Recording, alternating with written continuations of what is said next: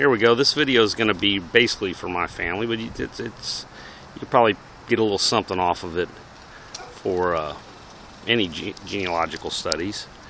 This is the flag of the province of Connacht. There's 4 provinces of Ireland. My family crest is this. It's 3 stars and a blue background with a yellow chevron. Stars are also yellow. And this is our family crest. And our family was known, the Moynahans, as the Lords of the Three Tuathas. And Roscommon is where the modern, one of the baron, those were actually baronies back then. Tuatha was a barony. And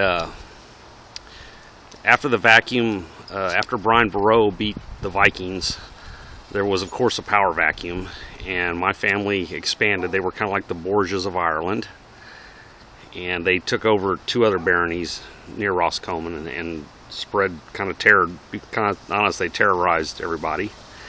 Little side note on Brian Boru. Brian Boru's full name was Brian Boru Al-Kennedy. He was the Kennedys, so there you go. More things change, more things stay the same. The Vikings took over Ireland, and they injected a whole lot of Viking blood. Naturally, they intermingled with the population, being permanent colonizers there, and that's why a lot of the people of Ireland are real strong, like me. Of course, you gotta work out to get it, but the genetic potential is there. If you look at the World's Strongest Man competition, everybody that wins is of Nordic descent. Even the people like from America, Casimir, Shaw, Bruce Wilhelm, those are all Germanic and English blood. Ted Van de Par was from South Africa, but that's German and English blood, and the colonizers down there. So yeah, your genetic gift for strength comes from the north. Even the French Canadian guys that won it, there was a whole lot of Vikings in the Normandy, which is short for Northmen area, and the Battle of 1066 was between 2 strains of basically Scandinavian people, the ones that William the Bastard, who later became William the Conqueror,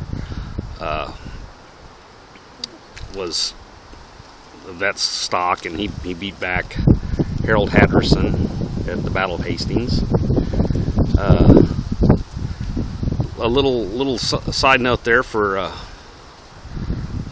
this flag bespeaks a little bit of the Viking heritage of the area.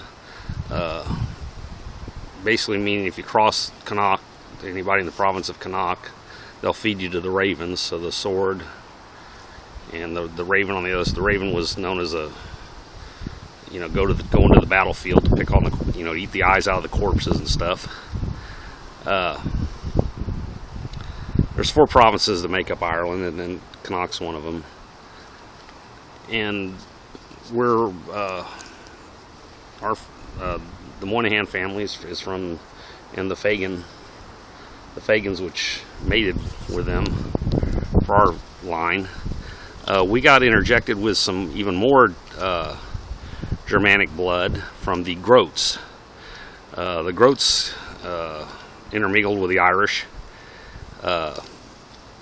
Almost all of them, they're from an area around Prussia in Germany, right around Pomeranian and Holstein, just below Denmark, and they interbred with the Irish in our family. It's kind of an extinct bloodline in Germany because most of them died in the First World War, the Second World War. Really, none of them are left there in Germany, and the ones that came to America anglicized their name after World War I because of the anti-German. So the Groats meant large, heavy, not fat, but just stocky and muscular.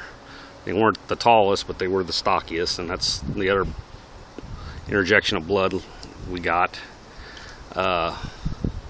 So they changed their names to Gronda, Gironda, a couple of variations of that. Another thing,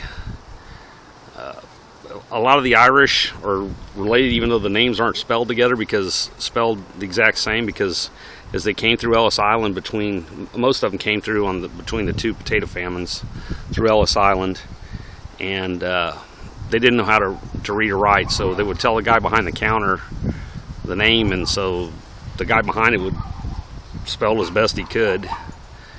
And people butcher my name so bad on the phone when they call me, it's kind of scary actually. But yeah, so M-O-Y-N-A-H-A-N, M-O-Y-N-A-H-A-N, M-O-Y-N-I-H-A-N, M-O-N-A-G-H-A-N, M-O-N-A-H-A-N, M-O-N-A-G-H-A-N, M-O-Y-A-N-A-H-A-N. We're all the same. Same family.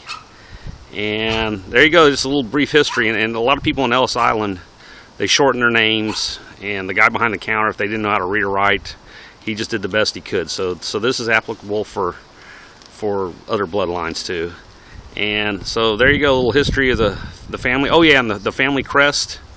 Again, I'm going over it. They were known as the Lords of the Three Tuathas. The 3 stars held for the 3 baronies, and the chevron was a common divider, and it also made the general area. There was it's the lake region there around the border between Northern Ireland and the Republic of Ireland, and there was a river between the 2 baronies sat on top of the 3rd one there. And our family motto is, I won't give it to you the Latin one, but the family motto is, "A stroked cat is gentle." So if you're a member of our family, ponder on that. There's a reason they did. And I got some security here for shooting this video. Come here, Batman. I got Batman and Spock here providing security for the shooting here. Here we go. What are you doing, Batman? And there he is, the Batman, San Antonio's mysterious crime-fighting dog. Say goodbye, Batman. Say goodbye. Okay. Thank y'all for your consideration and time. Bye.